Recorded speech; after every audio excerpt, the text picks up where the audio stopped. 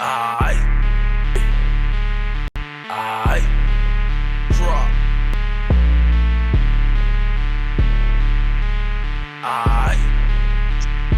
Ain't nothing changed in the ghetto. What the no way, stand up. Just pull up to the club now. Burn up. Pull up to the trap. Cut me out, that's all right. It's a whole new year. So it ain't gonna matter. We on time, no matter what. You know what it is. Every second with Cluren Williams. Welcome, man. I thank y'all so much for being here with me this evening. We got a lot to go over, but I got some very interesting people on here today, and I got a variety of topics to go through like I always do. Again, shout out to Ted and the whole production team, Mojo Rising and the HelloHoorayLive. We here to stay. Shout out UPC, all my sponsors, Victor Vinziant. He is here with me today. We both on the same set. But Ted, you know how I do it. I like to go right to it. I want you to bring in my guests. We got some beautiful people on here today. I don't want to just give you all the details. I want them to talk for themselves. Rachel Lauren is here with me. I just met her previously at a brunch this past week. Very, very lovely person. Ted, let me get my guest on here. All right, there she go. How you doing? What's the deal? Hey, how are you? All right. So, once again, this is my show, Every Second with Cluren Williams. We spoke briefly. You represent Black excellence. As soon as I saw you at the brunch and I heard you speak with a great friend of mine, a mutual friend of ours at this time, but not just a friend. She almost just like family to me, man. I love her to death.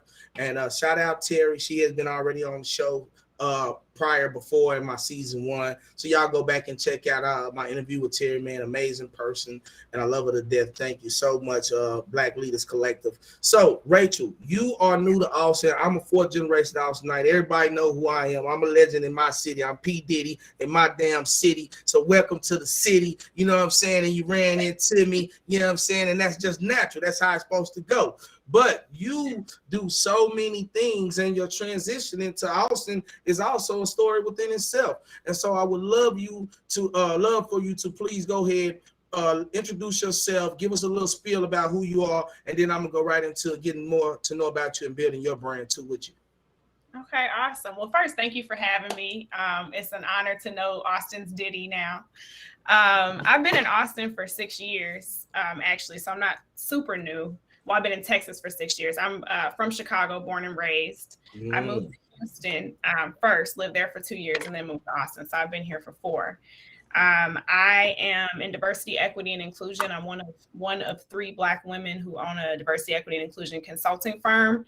And so we consult people all over the U.S. on their practices and really just trying to ensure that people are having fair treatment and access.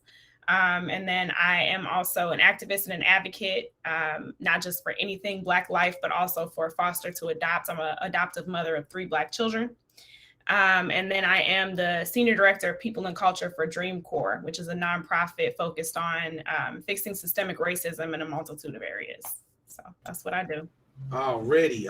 Make sure we get all your information, man. We want everybody to know who you are and what you're doing and how you're doing it. Now, again, we know that you're not from Austin. Where are you actually born and raised and relocating from?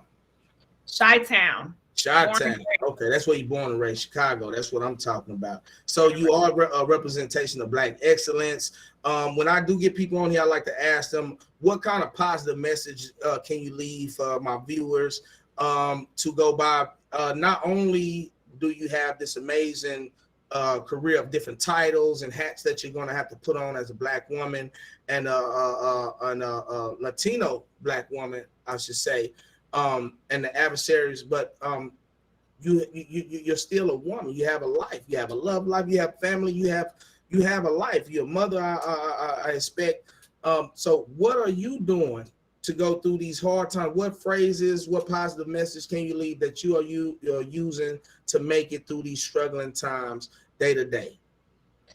So I'm also a Delta, And one of the quotes that I live by is from Shirley Chisholm, where she said, if there is not a seat at the table, bring your folding chair. And so, you know, throughout my life, especially in corporate America, I realized that I was overqualified, but I was overlooked, definitely underrepresented and underpaid. And so really me even starting my firm was from a place of pain and saying, I'm not going to take what you're giving me. I'm going to create my own table. And I'm going to bring my chair and I'm going to make sure that I create seats for other people that look like me. And so I think the biggest thing is if you don't see what you want, and if you are not being valued in the way that you know you deserve, create it. Create your own lane, start your business, believe in yourself. You can do it. Already. So are there any local resources that you know of right now during these hard times that there's going to be a spike in pricing, price gouging, shortage on things? We should be expecting all these things coming up again because of this new COVID. And it's sad because these companies pick the most vulnerable time to raise up the prices. So do you work with any nonprofit organizations? Shout out to some of the nonprofit organizations that you're working with other week. Can you give us a name of anybody you're working with?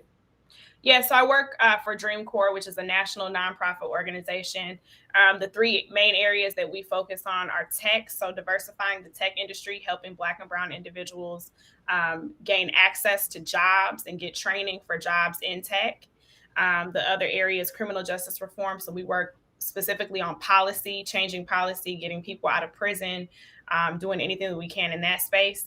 And then also environment, not just paying attention and fixing the issues that we see environmentally, but also access, because something else that we don't think about is really our people having access to clean water, and, you know, just different things that affect them. So that's one organization that I work with. I'm also on the board here in Austin for the Austin Area Urban League. And so if there are any people here in the city of Austin that, you know, are looking for assistance in any area, the Urban League is always willing to help. Already. One thing I want to say is I work with Quincy Dunlap and the president of the Urban League. So good. It's good to have you on board and see you working there. But I would like to say one thing with the Urban League. My own personal thing is we have some unfinished business. The Urban League was supposed to help support and distribute a lot of my children's books last year. Unfortunately, we came into a lot of different situations. And one thing I always say is the power must go back to the people. So one thing I will do is I will challenge you and Mr. Quincy Dunlap to go back and revisit some of these conversations and honor some of the conversations and our words. One thing is being as in leadership, as I see in Austin, is there's always been a big argument or a big fuss about people not honoring their words. And it doesn't matter if you're in leadership, if you're in parenting, hey, we're going down to the most regular person, as regular as you can be. Hey, man, your word can carry you through a lot of situations that life is going to put on you, that you think that you're going to need money and all these other things, and you just can't buy your way out of. And it also can put you in places because of your word, and your characteristics can put you in places where other people find themselves having to spend millions of dollars to be. You know, you can be around people that are doing exceptional and extraordinary things based off your characteristics and honoring your word. When you say you're going to do something, you're going to do it. Being on time to the places that you say you're going to be on time to. That type of stuff, those are the habits that Black people got to break in our culture. You know what I'm saying? In our household. I can't talk about everybody, but for the people that I know that I'm cool with and I rub shoulder with, that I love and I support, hey, man, y'all got to stop being on time for bull crap. Point blank period. You got to stop being on time for bull crap. So I'm going to challenge the Urban League this year, even though we already being challenged by nature and all these other things. One thing I like to see is the Urban League revisit some of these conversations that we had in the community on the community behalf, especially with leaders like myself. But thank you, Rachel, again, for giving us that information and the nonprofits that you're working with in the city and what you're doing with the Urban League. Are you familiar with any of the police brutality situations going on, plaguing Austin, Texas? One of the biggest situations outside of us not having no damn where to go, or paying $1,500 for one bedroom apartments, or still not having shit that we can identify with. How do you feel about that? Do you know of any situations right now recently that you are getting involved with? So let me say this, and it ruffles a lot of people's feathers, but I stand on what I believe. And so it really doesn't matter who I work for or where I work. I'm always going to be 100 with what I think. And I am very vocal about the fact that I believe that the funds that the police are getting right now need to be reallocated. I've been very vocal about abolishing the police as it is right now. I don't think that our system was ever created or set up to take care or protect us. And I think that that's everywhere. I don't think it's just an Austin problem. In Austin specifically, I know recently we did reallocate some funds, but I don't believe that that's enough. So to answer your question, I'm for completely dismantling. Okay. I mean, well, then basically I can get with you and into this subject real quick. Politics and whether they're local and statewide. We're riding with 𝐿𝐼. We're riding with Beto. We thinking Attorney General and Governor, those two are hand in hand. That's what I'm thinking. That's what I'm riding with. I think I seen you actually previously before I actually met you at the brunch at the 𝐿𝐼 event in Austin just a couple of months ago there too. And so shout out AJC, Austin Justice Coalition, Chad Moore, a few other people that were there that was also in the building. So politics, local, statewide, what we should be looking out for, what's coming up, who we should be voting for, what's the most important vote? Is we worrying about presidency, we worrying about local, what we going through when we drive down the street. These are what things are that are important to me, and it sounds like you might have some intuition on these things. Give us a few ideas of what we should be looking for, what stand out to you right now in politics, local or maybe even statewide. Yeah, definitely. Obviously, we have some issues with our governor. So we need to be looking at replacing Governor Abbott. So I would say keep your eyes on that race and definitely get out there to vote and be vocal on replacing him. You mentioned the Attorney General, and I think that that's something that we really have to look at, because I think specifically Black and Brown communities don't think about those elections. We think about the president, we think about the governor, sometimes we think about the senator, but we don't think about how important it is for our Attorney General to represent us. And so, you know, in situations where you look at even like the George Floyd case or the Ahmaud Arbery case, what ended up happening is the Attorney General had to step in to make sure that justice was served. And that's not happening with who we have in office right now. We have Ken Paxton, who he himself is under investigation federally. So we need to really be looking at the Attorney General race and keeping a close eye on that. You mentioned 𝐿𝐼. He is someone that is running in the Democratic Party and definitely well known for his criminal justice work. So I would definitely say look into that as well. I'd say another Democrat is 𝐁𝐥𝐻𝐿𝐼. So those are the two that I would keep my eyes on for that race specifically. And definitely get people out to vote and remind people of how important that particular race is, because we're talking about accountability for policing. That's where it's going to come. It's from that office. Well, I know Austin has been very strategic and standoutish when it comes to policing the police. I can say that. We didn't get justice in our situation. Whether you're familiar or not, my brother was shot 12 times by the Austin Police Department in his house alone, but he survived. That's how I started my advocacy. That's how I become a revolutionary. And that's what got us here on this stage today. We didn't get a lot of support. Still to this day, there wasn't a lot of stable support. And it's not to give any bad taste for anybody that's been there, been involved from the day one. We love everybody that's shown the support, especially to my family. But I was out there head first with this situation. And these things like that still plague Austin. We still got Alex Gonzalez and Mike Ramos, who, you know, both mothers I am tremendously in love with. I love them so much. I know that they deserve justice. I know that they deserve some type of peace, and it's not coming no time soon. Shout out to the Landon Nobles and his family, the Nobles family, who also just won a verdict last month. But again, thank you so much, Rachel. You do a lot of stuff. You're amazing. What is your mental health right now? What is that about with you? How does that fit on your poll? What does it look like in your world? Is it important? Do we need to be talking about it? Is it something that it plays a portion in every activity that we see now? What is your take on mental health and where you stay with it in your personal life? Yeah, so I am an advocate for mental health. I have my own therapist. Shout out to her, Beyond the Happy. She is actually based here in Austin. I see her every other week, proudly. I think that one of the issues in our community is that we were taught that that's a taboo topic, that we don't talk about that publicly, that we keep our private stuff private, and that there's something wrong with you if you need to speak with someone. But I think that you should look at mental health like you look at any other doctor, just like you need to go get your teeth fixed and your eyes checked and all of that. You should be looking at having a therapist regularly. And so I'm definitely an advocate for that. I don't think that we can pray everything away.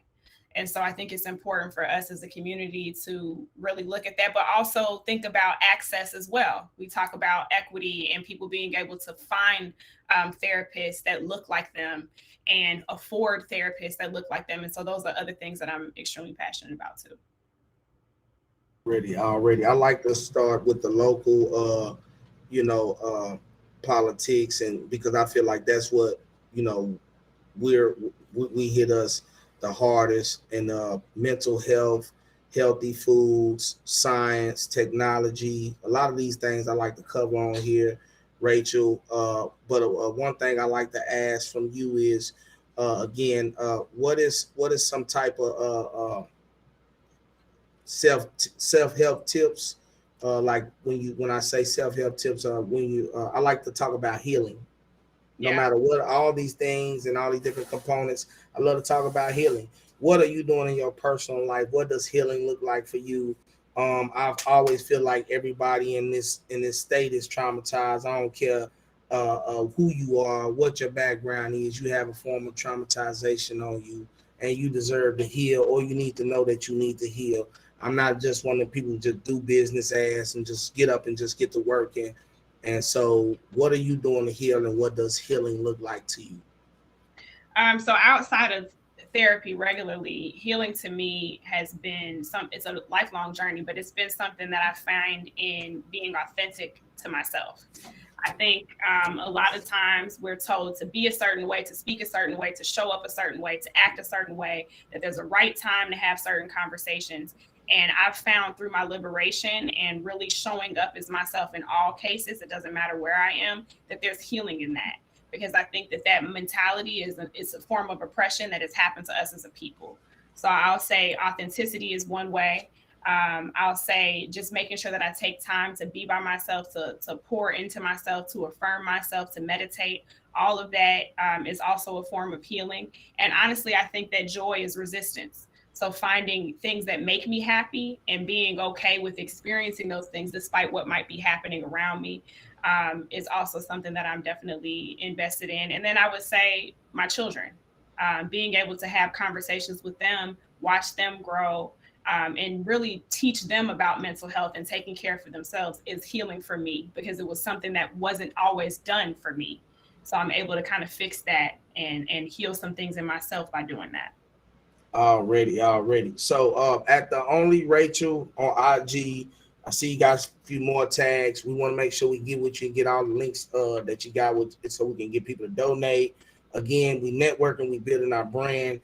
I'm gonna be running into you a lot more. For the people who don't know you, please, y'all network with her, man. She's somebody you really need to know, especially if you come into Central Texas. If you have one thing I can tell anybody, if you're not from Texas, because we do have people that's not here, that's not from Texas, man, you can buy any land anywhere in Texas right now, man. You fuck around, hit jackpot. This the state to be in, man. I don't care what nobody tell y'all, man. Come to Texas. It is bigger and it is better. Man, I'm just telling you, man, it's what it is. I represent for the Lone Star State. I love it here. Here, Sunshine, what's the deal? Good to see you in here again today. We got a lot to talk about. I know that you had some stuff on your mind and stuff, and I wanted you to present it to the world also yourself. And since I have a few ladies on here, maybe we can get more than one type of perspective. So you go ahead. I want to give you the floor. Introduce yourself, and I want you to take it from there. Before I do, I was honored to hear what that young lady here had to say. That everything that you're doing in Texas, that's amazing. Like if I was on the screen when you was talking, you would have seen me going, like you don't even know like the half. That's so amazing to me. The fact you foster children, the fact you have non-for-profits with that, the fact that you're a Delta, that is so inspiring. That is leadership. That is beautiful. And I'm honored to have got to hear that. And I would love to connect with you because that was amazing. That makes me feel like unworthy to be on this with you. Like you doing major things. That's amazing to me. Trust me, like beyond measure. Like I'm shaking talking about it because that was beautiful to hear. Thank you, Queen. I appreciate that. And we can definitely connect. Let's connect. Yes, that was you. Yeah, you better go. That's all I can really say. But yes, my name's Delia King and my nickname's Sunshine. And originally what my fuss and rave so far has been is my continuously viral videos of me keeping it realer than people actually are ready for. So of course they're all my opinions. Just really based off my own life. And then, of course, being a stylist for 22 years, working with all cultures and walks of life. And, you know, one of the things that touched me with you with your non-for-profit with fostering is I have a non-for-profit that I started last year, and it's called Sunshine's Hair Haven. And I style, foster, and adoptive children in preparation for them to meet their new families. So it was big for me to hear what you said, because what made me start that is because I was adopted. So it's just a big deal to me. You know, I know a lot of people, you know, don't understand how important that is to give that back. And even when I was a child, I'm not going to sit and be like, oh, well, as a kid, I knew that when I got older, I was going to give back to that. Now, I always wanted to be a stylist, but I definitely wasn't always able to get to the point of knowing this. But in the interview that I did with Cluren originally, when we first met, I did go into, you know, the different reasonings and things behind that. So yeah, here go a few of the pictures from the site that I have, and it's sunshineshairhaven.org. And that is basically what I do. I assist in, you know, a lot more of the adoptions of multicultural adoptions, because a lot different ethnicities adopt a lot of our children, and a lot of them, you know, give them really good loving homes, but just don't know what to do with their hair. Or maybe the case may be that, like I always love to make sure I bring up, a lot of children that are in adoption, foster care, and within the system, before that final step, a lot of people don't know that when they deal with a lot of behavioral problems, a lot of times being because they feel a way about how they look, they don't end up getting adopted. And then a lot of times they age out and end up still alone. So sometimes just something as simple as styling their hair for them to feel a lot better about themselves may allow them to, you know, be better in school or not act out at maybe this home visit, which can give them a second chance in an adoption. So that's the main reason that I do that. But then here lately, you know, I came to some realizations about myself just on a regular woman side and decided to go live about it, and then they went viral. So that's just been a continual spiral. And my most recent viral was the other day. I was on TikTok and I scrolled past a young lady's video.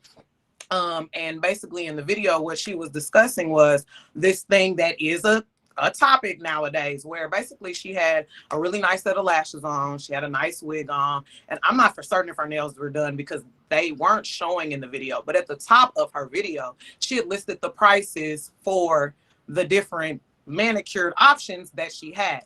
And in the background, you could hear this man's voice, and it was like, bae. And then she was looking like, bae, like, don't call me bae, like, because I spent all this money on all these things. So what I was breaking down was how I felt about how the video is pathetic on the mindset that women are actually feeling like it is a man's responsibility to take care of these manicured things. And you have, I mean, a large, and I do mean large amount of women that disagree wholeheartedly, that they feel that is a man's job, etc., etc. And, you know, for all of these different reasons why. And, you know, some of my favorite attacks in the midst of the comments were the ones that were like, well, she's young, you know, and she this, and, you know, because of her age. It was basically this age thing. When it comes down to it, when you get to skimming through the comments, you do see women that are a little older and understand the real definition to provide, get what provide means. It's one of them, if you know, you know, and if you don't, you don't. But you have, I mean, large groups of women that are below 25 in the comments like, okay, well, if you broke, say that. If you don't have no edges, say that. Like, just immature mindset, of course. And it's just, it's sad that they feel that way, but it still does bring about a very true discussion and topic. You know, at the end of the day, we're dealing with, you know, people that are really in a selfish mindset and expecting others to provide things that aren't beneficial to the entire household. And I state that in the video. So it ended up viraling because of that fact, because it's really just a mass discussion. I really love to touch on taboo subjects that people do want to discuss, but just don't know how. Well, what's one of your taboo? What's one of your taboo? What's one of your taboo discussions that you want to touch on today? Because I know you had something on your heart you were bringing up. I don't know if that was it or not. If it was the taboo subject that I would love to touch on is sexism within both sides of the spectrum. I know us as women sometimes, and not to put you in this box, but you are a lady, so I'm sure that on your way up to these levels that you have came to, you've, I'm sure, possibly dealt with this. But I know us as women, a lot of times we may deal with just someone on the opposite sex in a professional atmosphere or non-professional, and may want to, for example, gain, like, I'm just going to use me. I love using me. So I know somebody at the time when I had my Instagram hacked. And this particular person knows a person who knows a person that works through Instagram. So, you know, of course, I reach out to them like, hey, you know, can you help me out? Someone has hacked my Instagram. Okay, well, long story short, I'm on Snapchat minding my business, living my separate from Instagram life, and post me and my guy. Well, now the person who I've connected with is now like, hey, have that dude that you posted on Snapchat help you get your Instagram. And it's like, okay, well, what does this part of my life have to do with what you're doing? And it kind of rewinds you back to people, you know, can say, oh, you know, sex doesn't rule the world. But in my mind, where I take it as is, I feel like he was open to assisting me at the thought of him being able to talk to me. But once he's seen that there was a guy involved, it's no longer an option, which he directly stated by saying, have the guy in the picture help you with that. But this wasn't like it wasn't any format, you know, it's different if we flirted, you know, things like that. But it for me, it's a sexism issue, because it's like, dang, so you can't help me. Why does it have to be, oh, have him help me? Clearly, if that was the option, you know what I mean? So, and I know I can't speak for how a male has dealt with it, but I'm certain that it's occurred. You know what I mean? You ain't got to hear no complaining from us. Anybody want to give me some for anything that they need help with, come on with it. You need the tie fixed, give me some. You need to ride around the corner, give me some. You need an extra, you need jumper cables, give me some. What's going on? Oh, you need your hair, you need your split ends trimmed, give me some. You need your that nails, is the real world. You want me to scrub your feet, give me some. Oh, you need some. Oh, you need to go pick up them tampons, because you know niggas don't like pick up their girl tampon. He don't want to pick them up. Give me some. I go pick them up. Oh, I don't think no man gonna sit up and complain about that. But at the same time, it's always different settings for everything. You got to be willing to respect, you know, the different settings and the spaces that we create. Now we all at the point right now that we can create our own space, meaning that if we are no matter where we at, we're not going to indulge in what everybody indulging in if it's some bull crap, point blank, period. And so that's when you start to learn to create your own space, because some places like the workspace, you have to be there. You have to go there because you done put yourself in there. You signed up for the job. You want the money. So you're going to go there. And so maybe, Rachel, you can attest, you pretty. I'm pretty sure everybody tried to get a little piece on the way up of what you try to do, and always trying to shoot their shot. How do you feel when those type of situations come to you, if you even have one before? So I don't know that I would call it sexist as much as I would call it we live in a patriarchal society. And I like that term. I think that because of that, there are a lot of men that feel entitled. And unfortunately, they feel entitled to women, and they're not. So I think that that's part of it. I don't want to generalize, because I recognize that there are toxic men, and there are also men that are not toxic. Right. And I think that too often we have conversations about our Black kings that put them in the position of them all being toxic. And I don't want to do that, because I don't believe that that's the case. However, I know that there are some. And so, yes, I've been in some crazy situations. I've been in situations where, to your point, Sunshine, where you walking down the street and you don't want to talk to someone and they're so mad that you don't want to talk to them that you're now afraid for your life. Yes. Right? That's what I mean by this entitlement. Like, you're not entitled to me, you're not entitled to my time, and you're not entitled to my body. And so I think that there has to be a point where we as a society progress and move forward. We're not back in biblical times anymore. I can take care of myself. And it doesn't mean that I can't be in a relationship and have some form of submission. It doesn't mean that I can't respect my man to be a man and whatever that might look like for my relationship. But I also think that we've got to start letting people define what that means for them and not developing these standards that we think apply to everybody. Yeah, what you're works for me right. might not work for somebody else. And that's none of my business. Right. Well, I'll tell you one thing. You right about that, because I'm tired of hearing females. Look, let me tell y'all something. Your man is the description of man, not man. You can't take your description of a man or the man that you want and put him on every body of a male. That's not fair to us, because we don't, even though we all black, we don't all grow up the same, even though we all damn black. And then you got to tell men that they can't put their mama's face on us. Yeah, but I'm saying, like, men always get thrown so fast as a whole. We never really had an opportunity to be separate and just be individual men, because truth be told, if you feel like a man's supposed to take out the trash, check on your oil, clean your car out, and if he don't do that, then he less of a man. And I tell you, hey man, what if he never had nobody teach him no shit like that? What makes you think that every man been growed up around somewhere where they know how to fix a damn tire? It's plenty of men don't know how to change tires, don't know how to change oil, don't know what to do when they oil light come on. So now, my opinion, every man needs to learn the manly tools. But if you haven't had that opportunity, then you shouldn't be stigmatized and just thrown in a box and saying, well, you ain't no man because you don't possess these qualities or you don't have this portion of knowledge to be that man, when he might fit very well with another type of woman who don't need that and feel like that's her dream man. So it really boils down to me, as I feel when I look at women, when they say something about men, I just say, man, you got to be talking about the man you with. Yeah. The man you with love to put the foot up your ass. The man you with love to take your car and don't bring it back, and you make you and the baby late for school and work. But it ain't every man.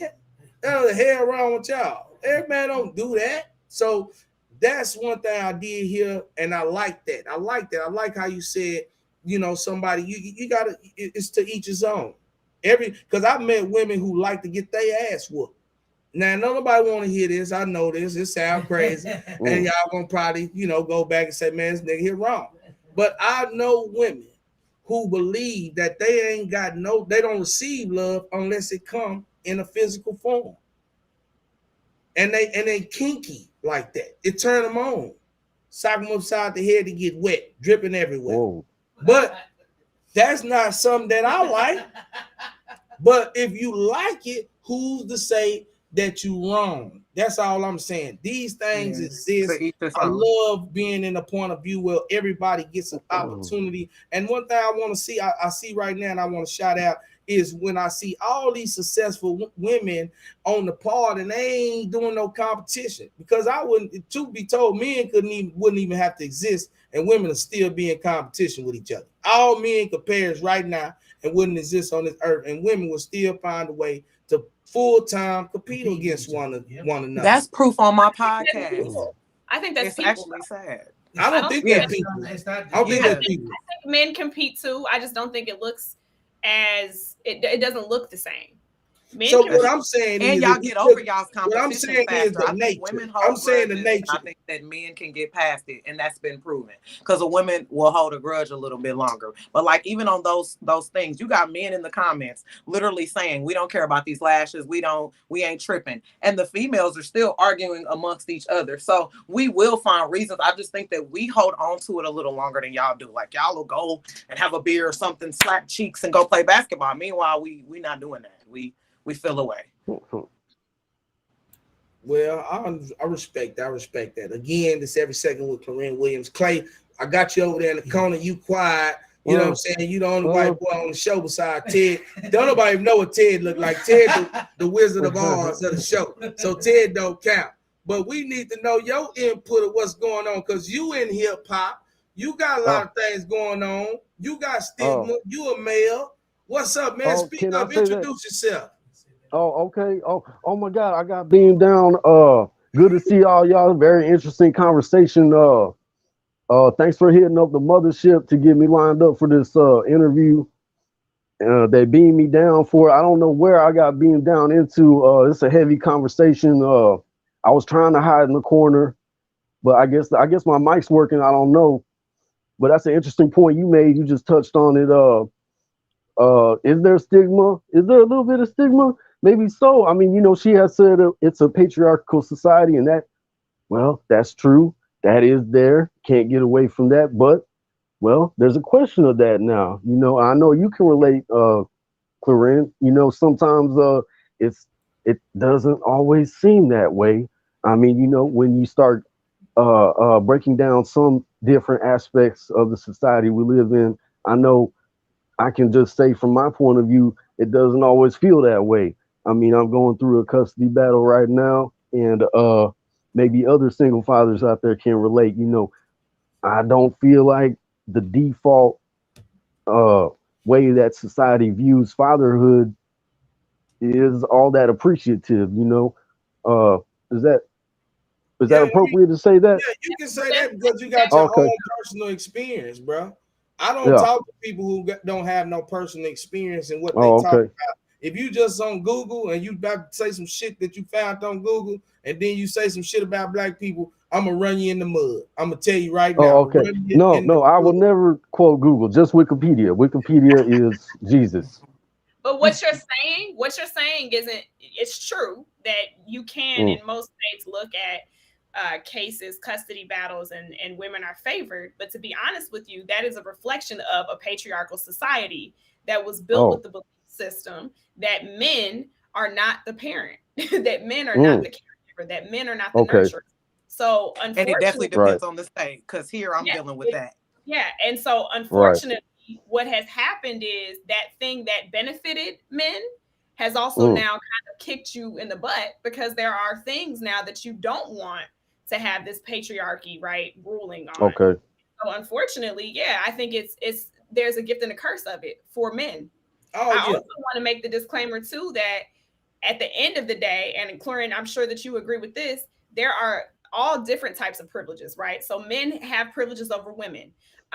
Their heterosexual individuals tend to have privileges over individuals in the LGBTQIA+ community. But guess what? Race is the outlier. So Black people are always struggling on a level that all of these other demographics are not. That's the first thing. So when you talk about women, well, guess what? A white woman's story is not the same as mine, period. Yeah. So and see, that's the thing. I just want to add on, Clay, that basically what she's saying is this. White women ain't never been slaves in history. The system is basically set up for a white married couple, and the white boy decide to leave and walk out, and she go through the system to get half his shit and the kids, and they straight. That's really what it's set up for. Is Black women don't always get the same, reactions in the system. Black men don't get the same reaction in the system. But one thing we can say that the system is not really set up for males, period. But we know it's not set up for Black males, and it's only set up to really conquer certain divisions of white males. And that's just the truth. That's the reality of what it is. But I don't want them to swarm you into all this stuff, what's going on, and have you boo-hooing and crying because you ain't seen kids and shit, and you get ready to go crazy, and then I get a call later on, you on 6th row, ready to jump off. And so we're going to stop right now. We're going to stop for all they can go down. Sunshine, thank you so much for coming, baby. I appreciate you. We're going to keep you in the tab, man. Y'all look out for us, man. We got a 3-head juggernaut show coming in with Sunshine. Delia King, she always going to be here. Y'all get used to seeing her. I love you so much. I appreciate you. All right. See you later. Nice meeting you, and I'm going to get all your information. I can't wait. Can't wait. I'm bringing my kids to get their hair done. I just told them that I was going to find somebody. So you gonna have to go far because she wailing Kansas here. So if you go to Kansas, I'm going too. Don't worry about it. We all coming. Don't worry about it. Rachel come. I already said I gotta come. Rachel talk about coming get her kids hair done. I'm coming get my kids hair done. Yeah, we all coming. Come watch the Chiefs game. Bye. All right. So Clay, Ted, I need you to play some Clay music videos. I need you. I know you got some music videos out, right? Oh, y'all want to see some shit? Yeah, we want to see the shit. Okay. I don't have that. I got generic shit though. Okay, Ted, what's up, baby? You got some of Clay videos for me? Then you told me my other partner was in the background. He in the back. He's supposed to be coming in here. Where he at? Oh, there you go. There you go. Drop it. Let me hear it, Ted. Let me hear it. Yeah, let's just do it, man.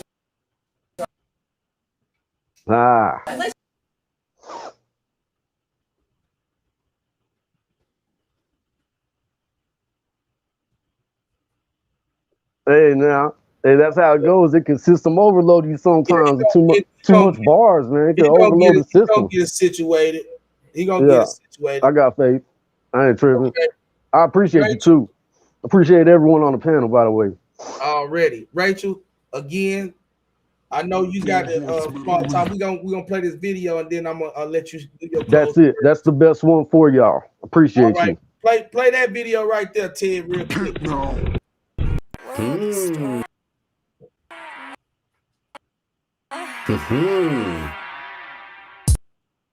You a slimy bucket of it's so like this.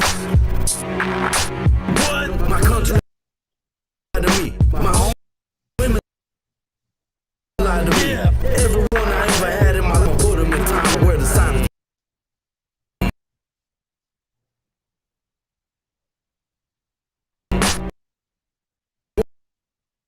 Wanna know how somebody lied?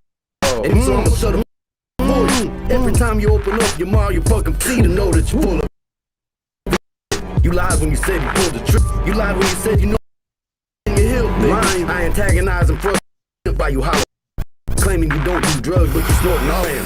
Run like you can afford the temple of some man. I'ma find my footing where the FC you're on solid land. Those lands are not why them towers exploded. Foreclose on your home loan, you never. If William Wallace asked for your help, you just said no to him. Lied to me. My family lied to me. My homies lied to me. My women lied to me. Everyone I ever had in my life lied to me. I'ma put them in time out where the silence be. Mister, I don't bet. Do you need a drink? You actually give a fuck what these motherfuckers think? Just round them all up. Time. Set the whole thing on fire. Watch it burn till it's sick. You ain't no fucking gangster. You's a press record guy. Bitch, I'm harder than trying to fuck a porcupine doggy style. Everybody knows it's getting or die. I'm a deep choice for you. Let's just say with the devil. You the snitch on the player for a ton of drugs. I'ma hit you with the straight up. No bump and run. Look down, that's a gaping hole where you stuck. That's why you ducked your head and wanted to pee. But I can smell fear and you fuck like fish. Nibbling on your feet for fucking weeks. My country lied to me. My family lied to me. My homies lied to me. My women.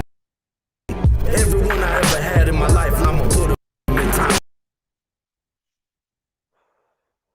Where the silence be. What? My country lied to me. Already. I see you on the Freddy Krueger shit. Half your face gone. I love that, man. You put some real effort in the video. That's just me without my makeup on. I appreciate. Don't say that, but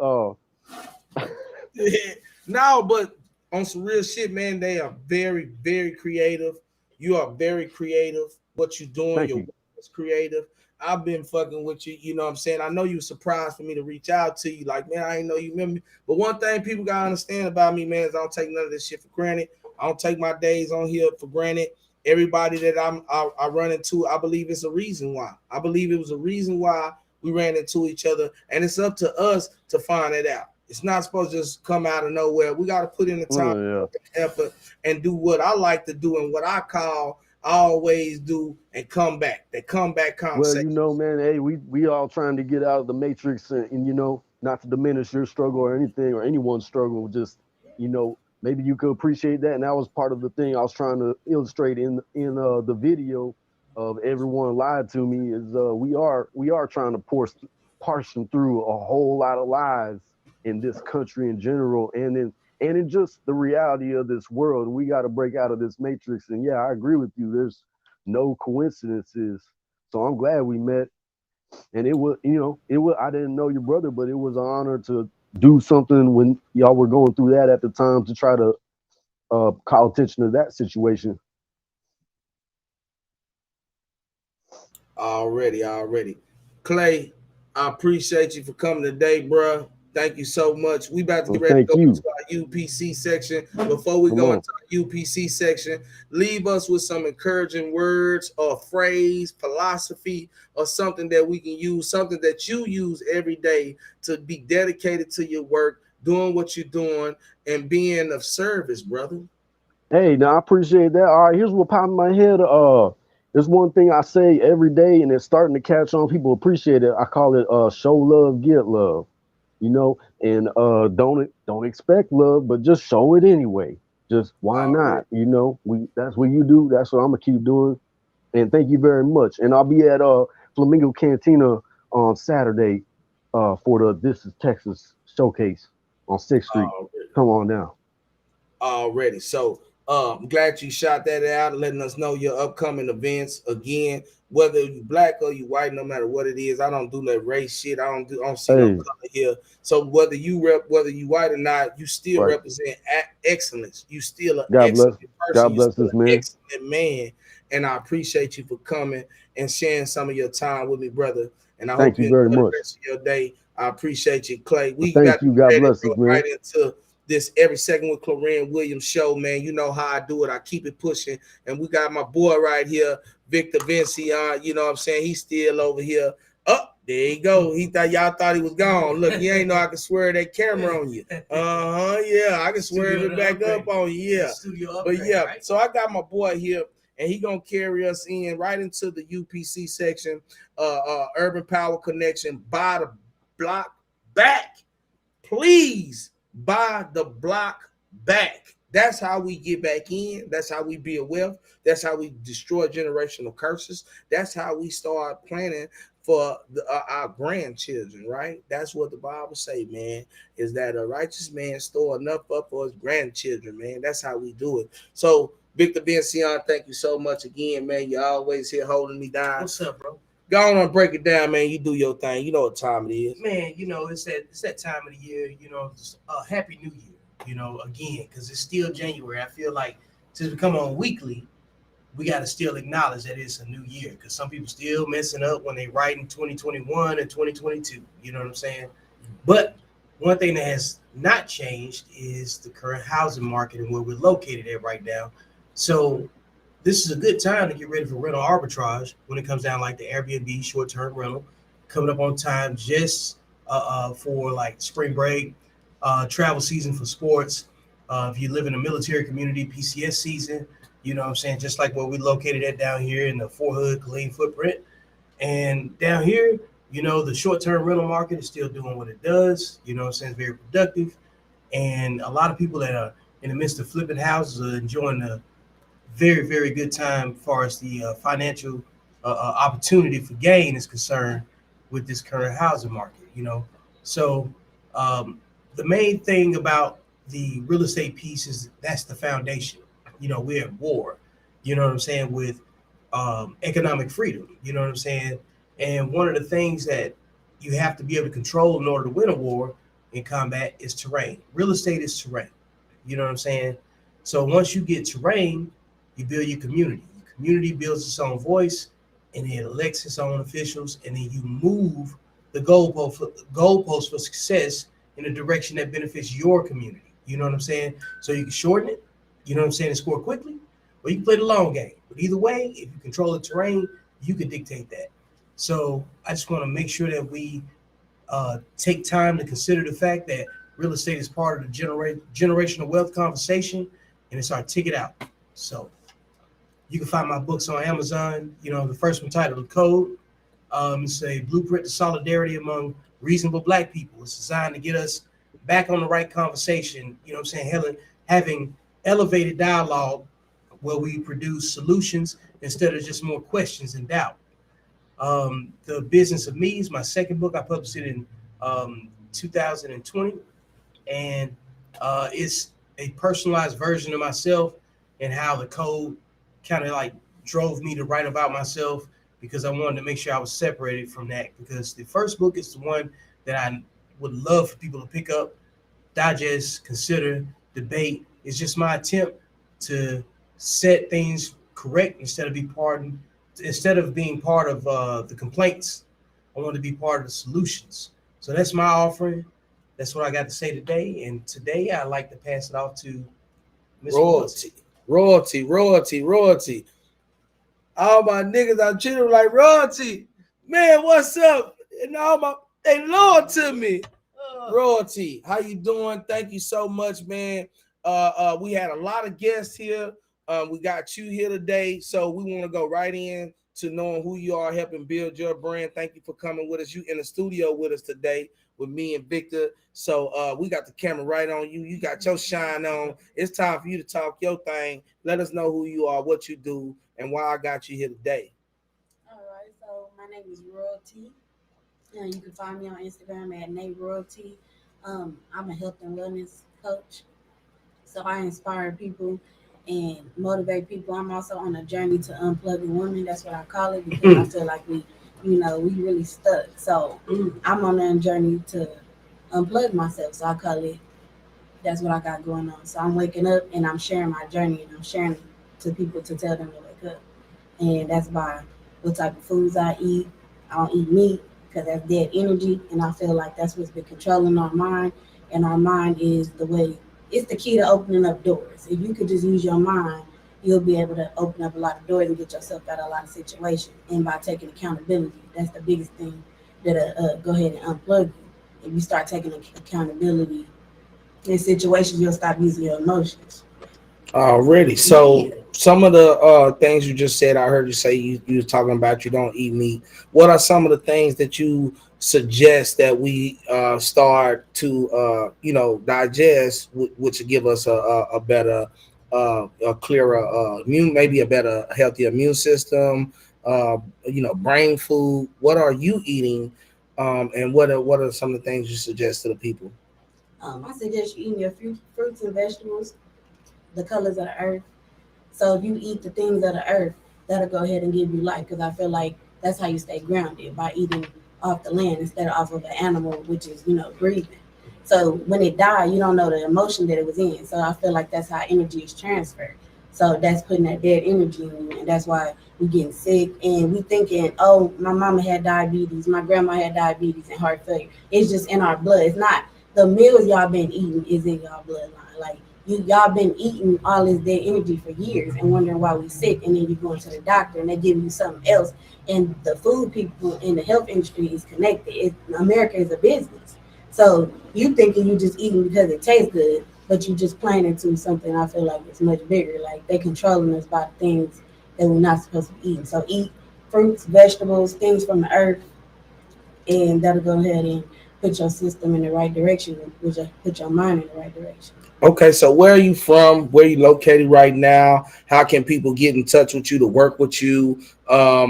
Things like that. We need some more background on you and stuff like that. All right, so I'm from Fresno, California. I was born there. I grew up in Texas for a little bit in Waco. Bounced back and forth, so I feel like I'm a Cali, Texas girl. I made myself into a woman in Cali, and I was raised in Texas, so it's a good balance for me to have. Already.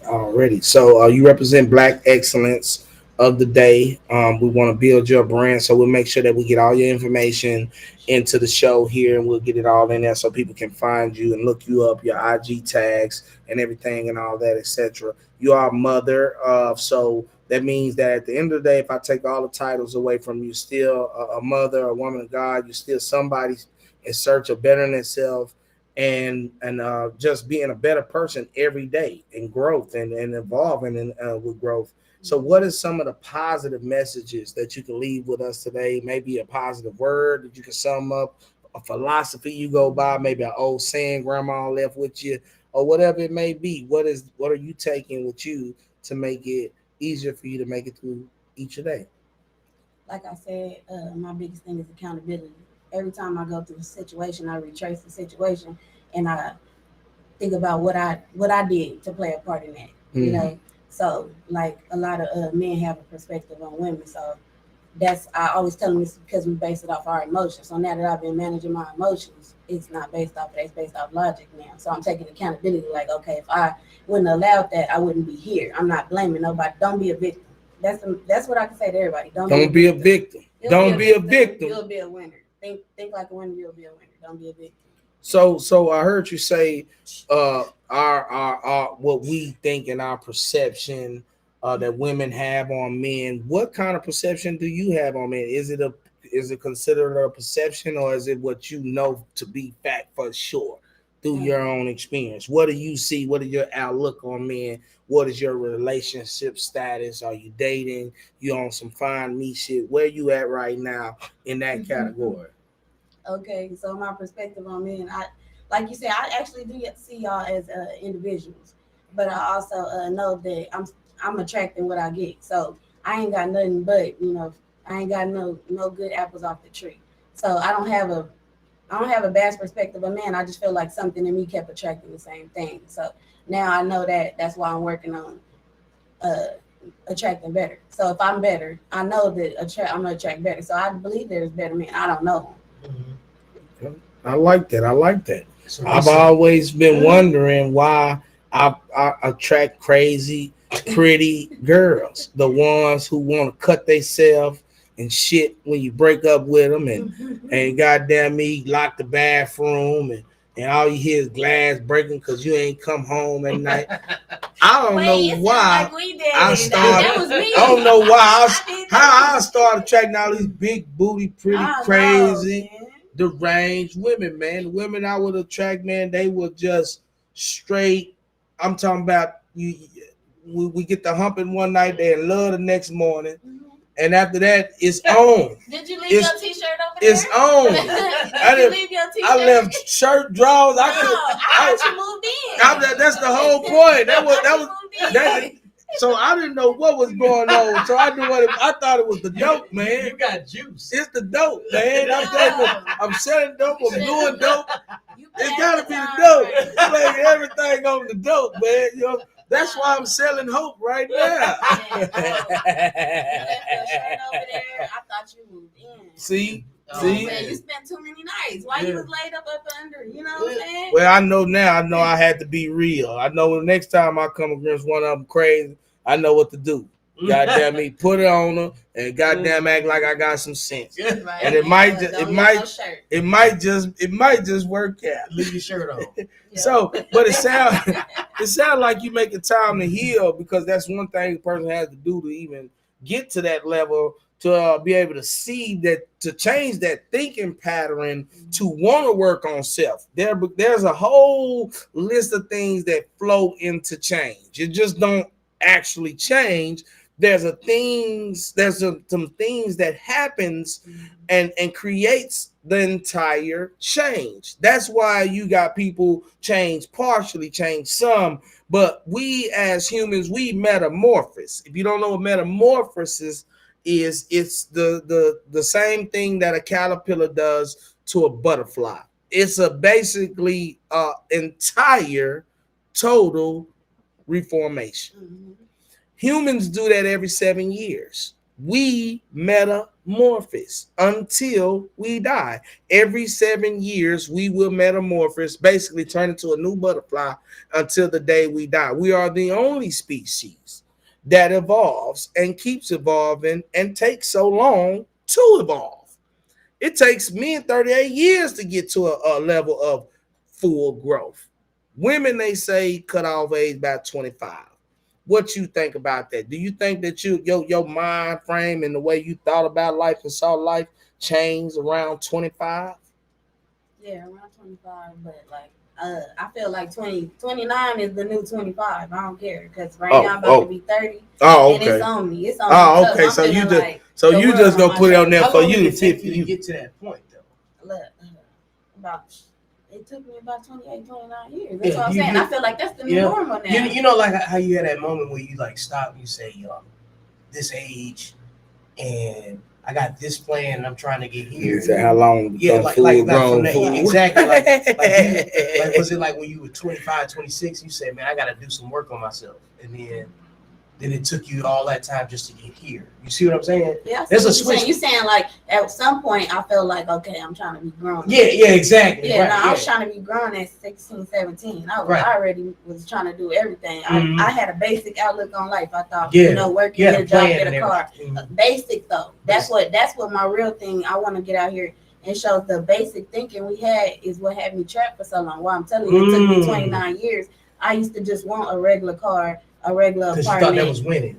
I mean, I just wanted to live. I didn't know about. I thought that was living. Yeah, I thought that was living for me. I was like, okay, I'm gonna give me a husband, have some kids, and I'm gonna stay right here and work. I wasn't inspired around nobody. Nobody pulled up in a nice car, and I was like, ooh, how am I gonna get that? Nobody had that. So I thought I was cool. Well, I'll tell you this. Hopefully, you know that you're inspiring to others. You're inspiring me. You're inspiring to our readers out here and our viewers. Shout out to all the Black authors. We love you guys out there, men and women, everybody that's jumping into this form of education and educating. I gotta get him all the way up out of here. You know what I'm saying? And educating. Again, shout out Royalty. You're gonna see a lot more of us. You're gonna be in here in the studio working with us. We got a lot of work to do. So anybody that want to support, just get in here, subscribe. You'll see all the information, my link tree, everything. If you want to donate, we got a few events coming up. February 17th, we got a Black Student Alliance Expo going on, and the first of its kind happening at Idea High School Southside Campus in Austin, Texas. Okay, again, that's February 17th. Shout out to MLK, belated birthday. We got Black History Month coming up next month. We're going to have some special things for you guys to view, actually. I'm going to bring in some educational components through one of my shows and one of my Thursdays out there.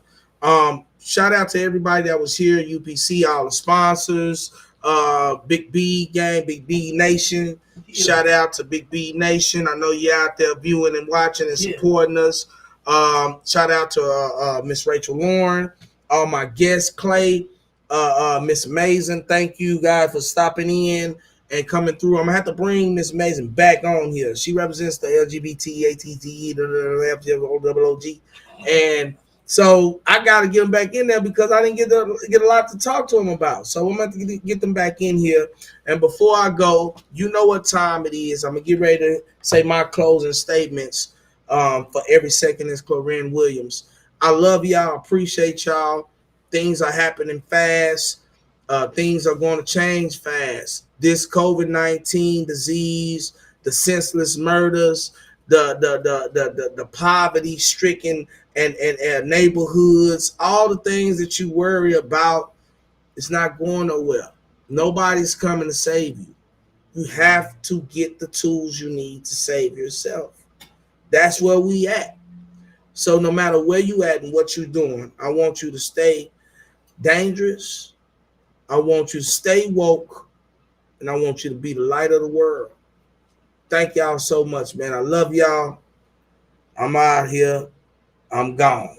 Style and value for all. You see that behind me? It should say for sale. I got sauce for sale. I got sauce for sale. I got sauce for sale. I got sauce for sale. Ted, put on there at the bottom, I got sauce for sale. $5.99. $5.99, Ted. I got sauce for sale, man. You know what it is, baby. You know what it is. Tell them to run the Venmo. Run the Venmo, man. The Cash App, the Zelly, all of it, man. I got sauce for sale. If you want to buy some, hit me up. Other than that, man, we're going to holler at y'all later, man. Peace out.